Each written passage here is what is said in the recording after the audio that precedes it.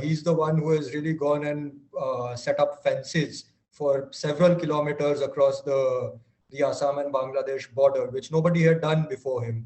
If you look at him as a strategist in the Congress party, he's the one who made sure that the Congress party actually never has an alliance with Badruddin Ajmal, because he knew that the day that happens in Assam, this party will actually become an Islamist party for all practical purposes.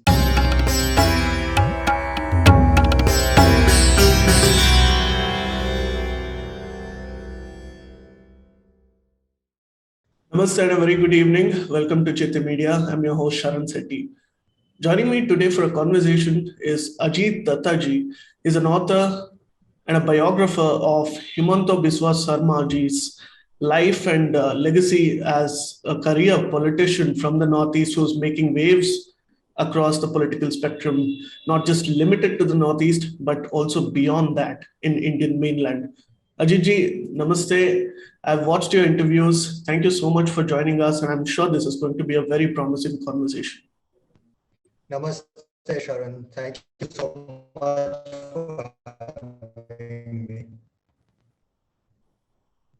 Ajit, first of all, when was the first moment when you decided that you are going to write a biography and tell the tale of a politician who's had his ups and downs and who's broken that glass ceiling of being someone from the Northeast to not just make a pan Northeast impact, but also reach out to voters in Southern India and to make sure that even they relate to what he has to say?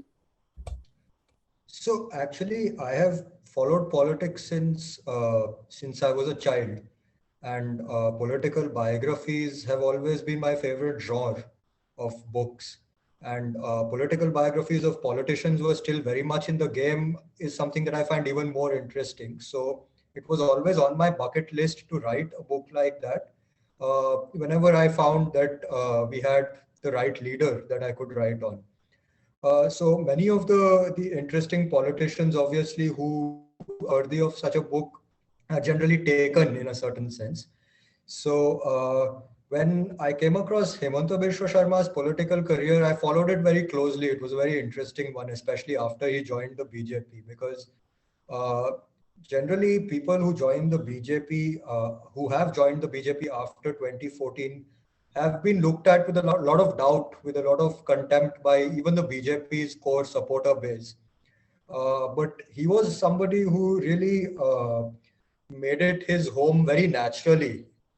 And that is something that I found very interesting. And that's why I followed his political career very closely. And I saw that he was actually making a massive difference for the BJP on the ground as well. So that's when I thought that maybe this is a political career that needed to be looked at more in depth. There were very interesting stories coming out about how he was conquering state after state in the Northeast, etc. So I guess it was in at that time, probably before the 2019 elections, that I thought that this is a very interesting person, and that maybe somebody should take up his life story and his career and write about it in detail. It is indeed, and congratulations on rolling out your new book. It seems to be making waves in the market already, especially because of the way it's written and narrated. Thank you. It actually seems as though BJP was and always has been the natural habitat for somebody like Himanta Biswa Sarma, because like you rightly said, after 2014, you saw a lot of people from the Congress and different parties joining the BJP at the right time for opportunity's sake, if not for anything else. And with the statements and the conduct of many BJP leaders who've transitioned today, you also seem you get to see that it's not very comfortable with them in terms of how their ideological inclinations are, very naturally. But it's not the same with Himanta Biswa Sarma. So, but I can you compare these parallels where he was not in the BJP and after that he joined the party? How did he actually manage to naturalize all the agenda that he stands for today? Yeah, that's a very interesting question, actually. Now, this is a question that he also has been asked on many occasions. And what he has said is that in terms of political culture, obviously, there's a big difference which he has had to work on and to adapt to. Because, for example, in the BJP, he finds that the top leadership is extremely proactive and interested in what he's doing.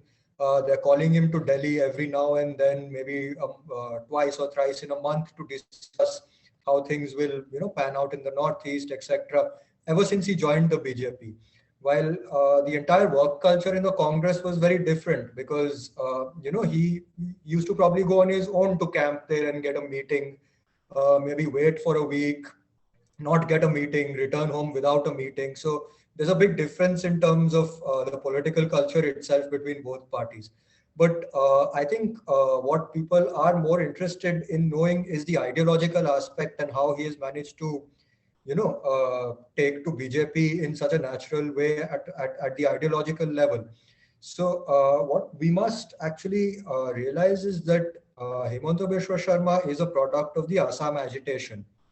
And the Assam agitation, basically, the entire idea of the Assam agitation was to stop illegal immigration from Bangladesh into Assam and to also deport a lot of the illegal immigrants. I mean, what the cutoff date, etc., would be are all matters of debate, but that was the main idea behind the Assam agitation.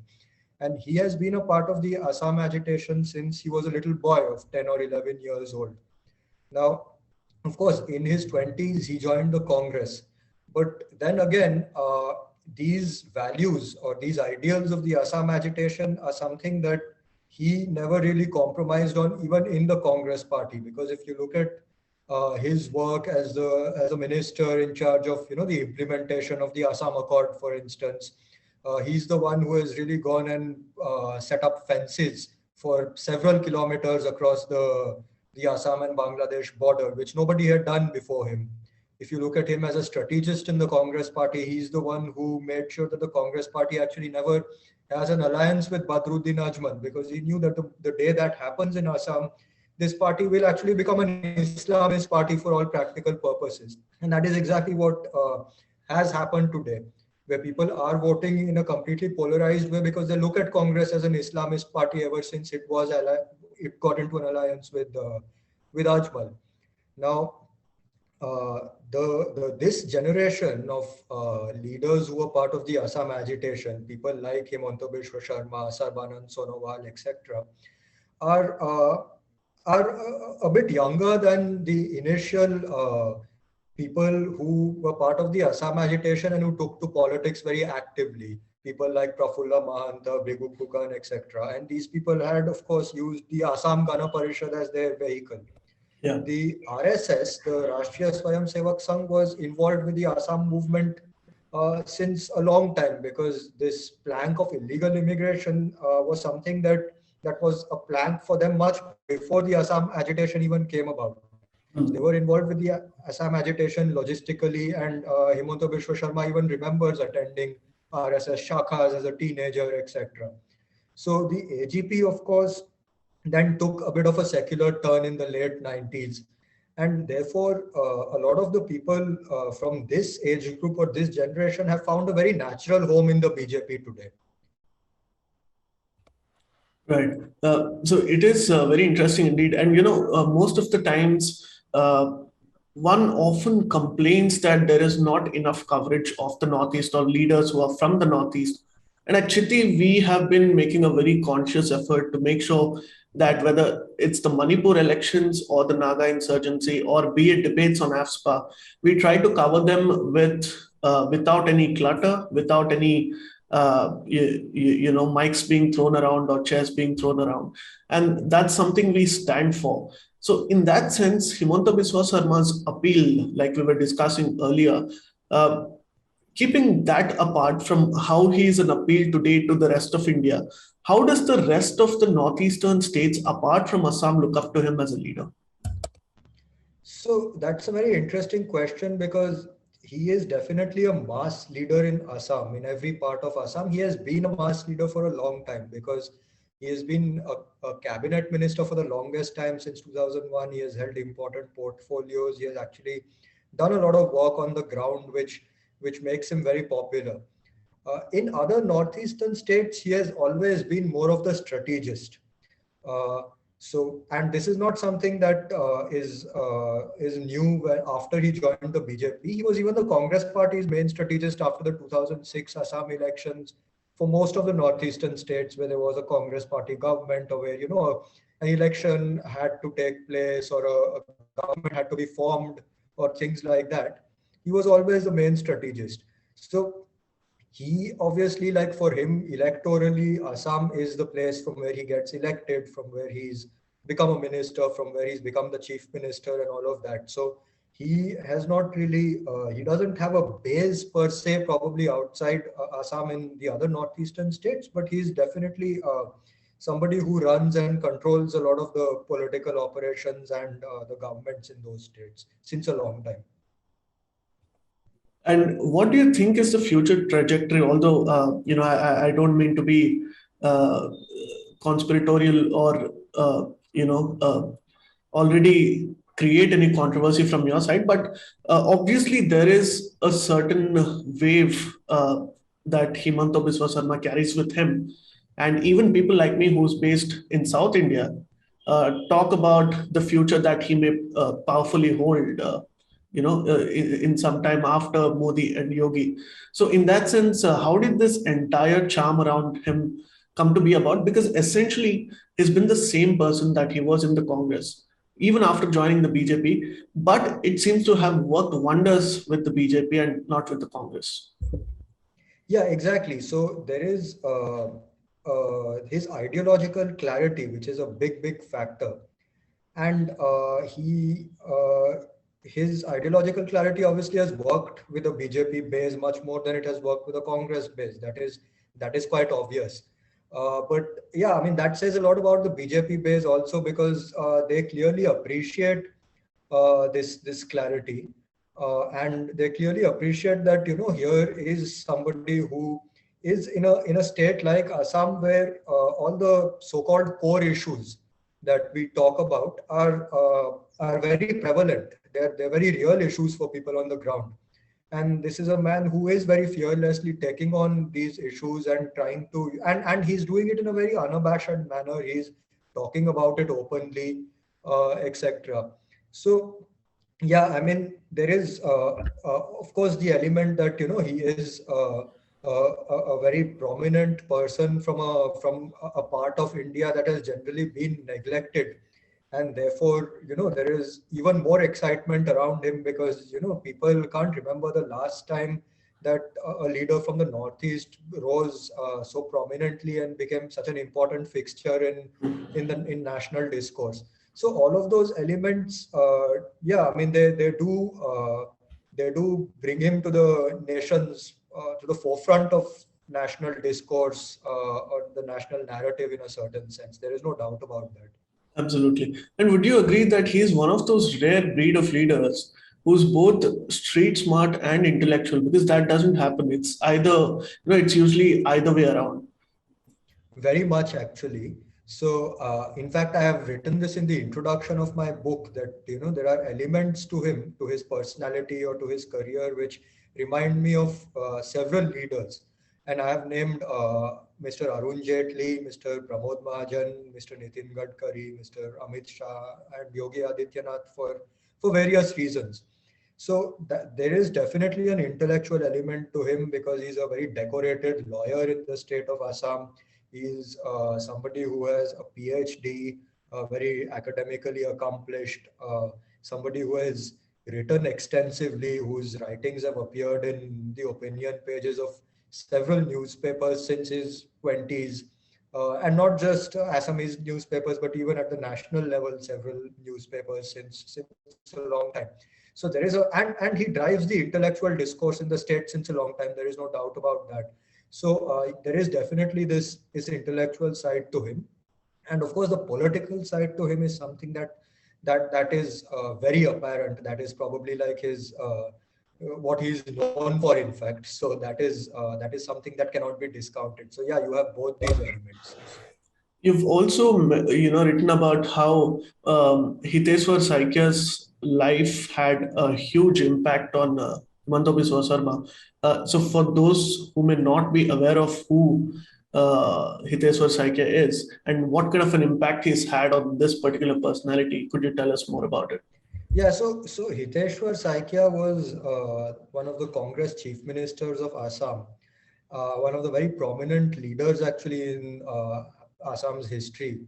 And Saikia had a very similar career to Himanta Biswa Sharma. He joined politics as a little boy. He was a complete workaholic like Himanta Biswa Sharma, only 3 or 4 hours of sleep every night, and very good administrator, very good strategist, etc.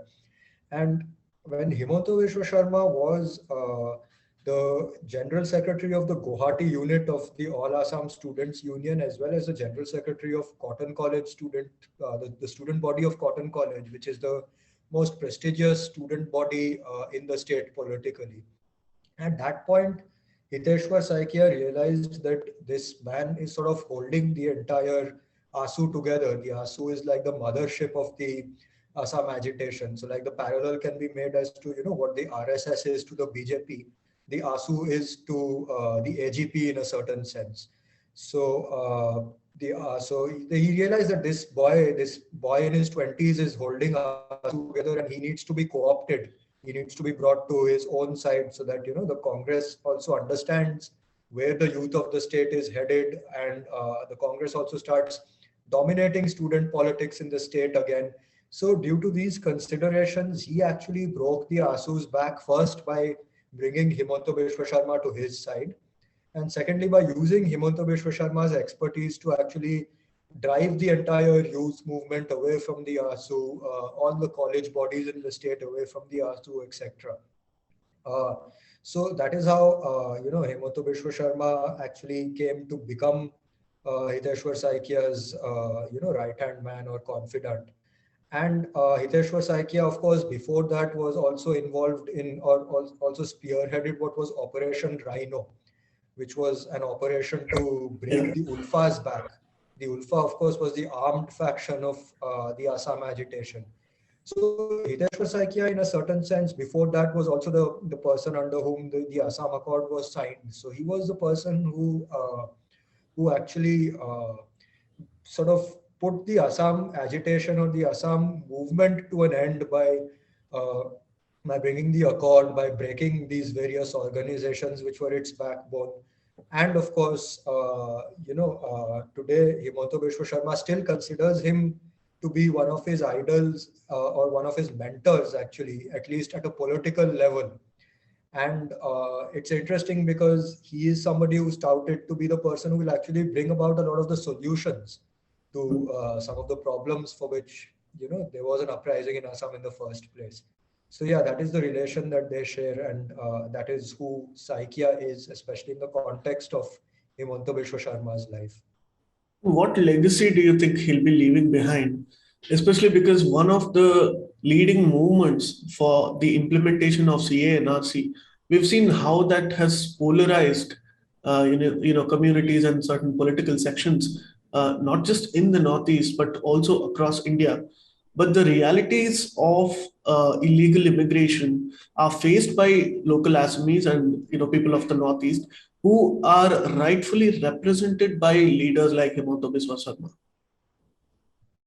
So in terms of legacy, it is obviously way too early to tell, because see, this is somebody who has risen the ranks, who has become the chief minister of a very important, crucial state in the country in his early 50s. And he has already, for the last, more than 2 decades, been a very important minister, or a super chief minister also in a certain sense, who has actually driven the state's politics and administration for a long time already. So, I mean, there is no doubt about the fact that he has still a very long way to go. And it is interesting that, probably somewhere in the middle of his career, or maybe let's say not even in the middle, but in the first half of his career, he has already taken such an important position when it comes to core issues, when it comes to issues like the CAA, how to go about things, and which obviously raises the question that you have asked about what he will actually do on the ground in the coming years in such a position, and how he will actually solve these issues for the local Assamese, which remains to be seen. Now, if he was not keen about actually doing anything and just remaining in power, there was no need for him to actually bring all this to the forefront at such a point in his career. But he has actually done it. He seems like he's working towards finding solutions. So, what the legacy will be is too early to tell, but he's definitely in the midst of creating one. Absolutely. Thank you so much for sharing this with us, Ajitji. So before we conclude, what's next for you, especially since you're also somebody who's very passionate about writing and reading political biographies. So what can we expect from you next? I think I'll just give you the same answer as your previous question. It is too early to tell. That's a very witty one. Thank you so much. It's been an absolute pleasure talking to you, and I hope we can have such conversations in the future. Thank you, Sharon. Thank you so much. Please remember to subscribe to us and switch on the notifications for this channel. For our other social media links, more content, and to support our work, please visit citti.net.